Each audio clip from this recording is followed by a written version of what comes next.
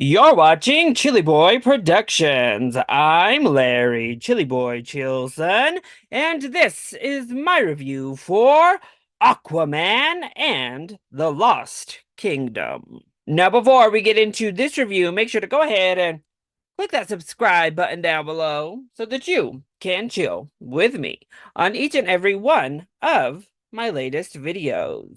Aquaman and the Lost Kingdom is a 2023 action-adventure comic book adaptation from director James Wan. After failing to defeat Aquaman the first time, Black Manta returns, this time wielding the power of an ancient black trident to unleash a malevolent force.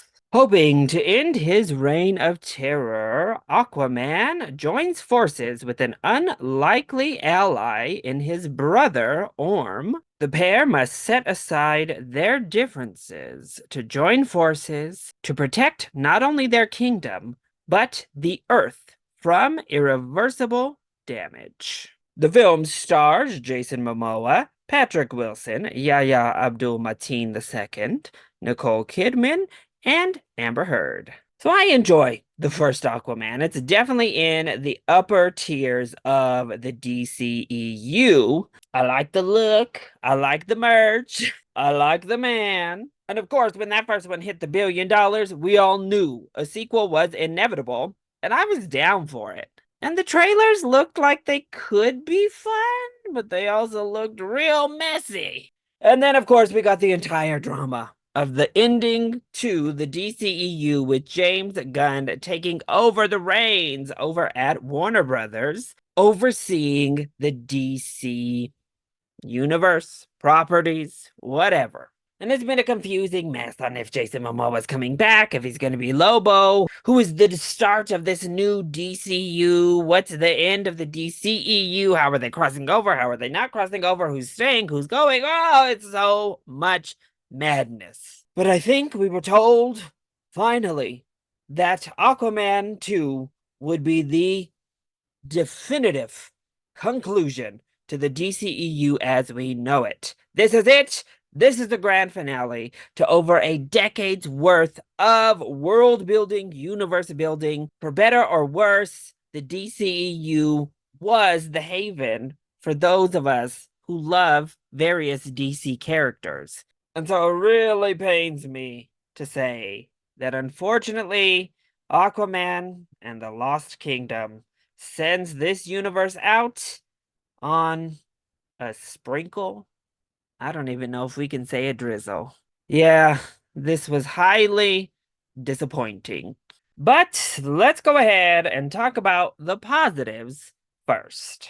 Well, I think the biggest positive is that it more or less keeps the really kind of jovial tone that Aquaman has had throughout the entirety of the DCEU and that the first Aquaman had. It's fun, it's lighthearted, it's a big like action adventure romp by and large. That's what the storyline is, that's what the tone is, that's kind of what you get on screen. It's also a really straightforward story. It's not overly convoluted, really. You have little side missions, you have to check off these boxes, collect these items, collect these people in order to get to the final boss of the game. Oh, I mean the movie.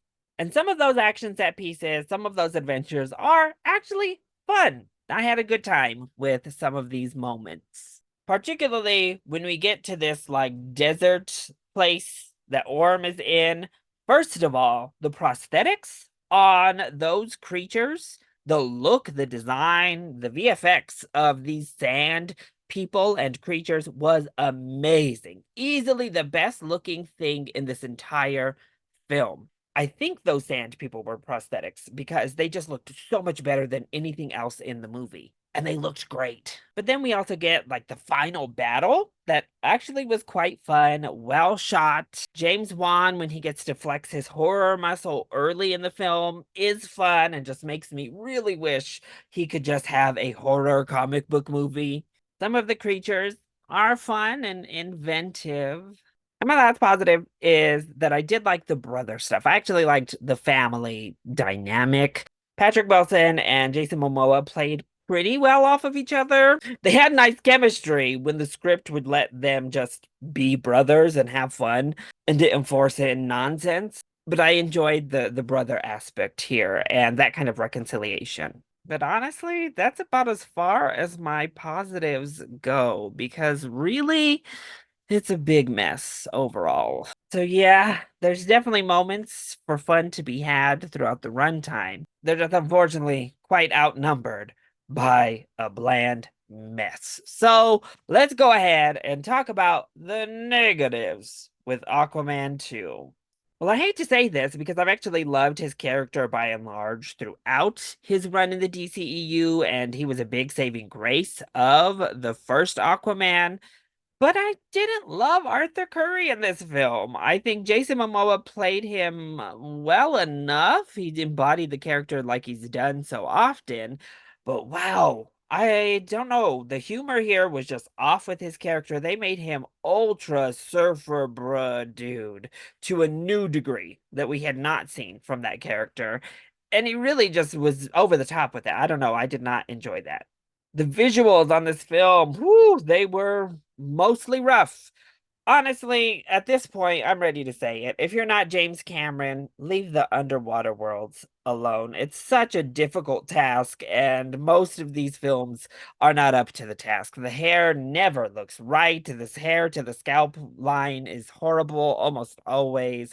The movement is just weird. And then everything else is just blatant CGI fest. And then we get a lot of the visuals even above water that aren't great, to say the least. The entire palette of the movie actually is kind of off-putting. It's not a visually pleasing film. And that's even less so than the first film that had some CGI problems. Black Manta continues to just be a complete waste of a villain for Aquaman. He was completely wasted in the first film, and he's our main antagonist here, and he's pretty much still wasted. And you have such a great actor portraying him. It's such a shame to do nothing. Randall Park's character, oh, what was it? Just a waste as well. Nicole Kidman, just wasted. We have this homage to Star Wars, a blatant homage to Star Wars, which could have been fun, but it just lacked any sort of like heart to it. And again, the characters were just so off-putting. The humor was off-putting. It didn't invoke what the scenes that it was paying homage to from Star Wars were about. And so it kind of just fell flat.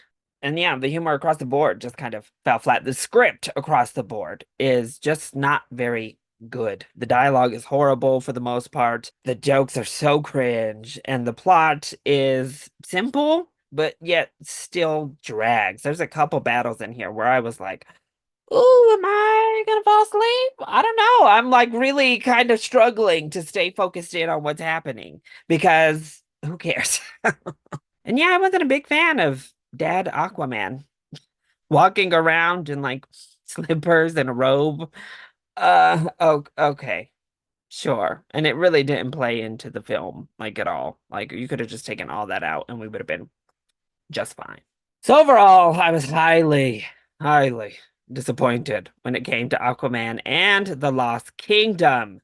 It's nowhere near as fun as the first film. It doesn't have the heart of the first film. And even Jason Momoa's portrayal of the character isn't able to recapture the magic he's had in every single other appearance as the character.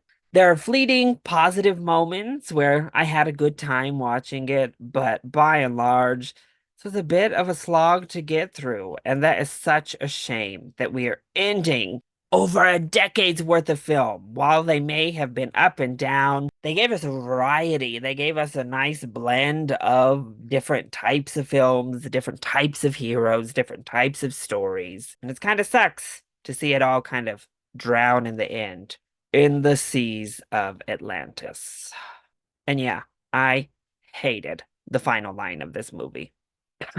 I hated it. I didn't really like the final plot point of the film by and large, and then they ended on just a ridiculous line. And then there's a mid-credit that is also just ridiculous. Yeah, a disappointing way to end it all.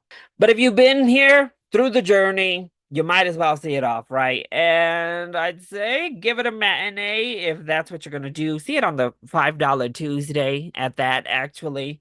And then maybe you'll have your expectations checked just a bit.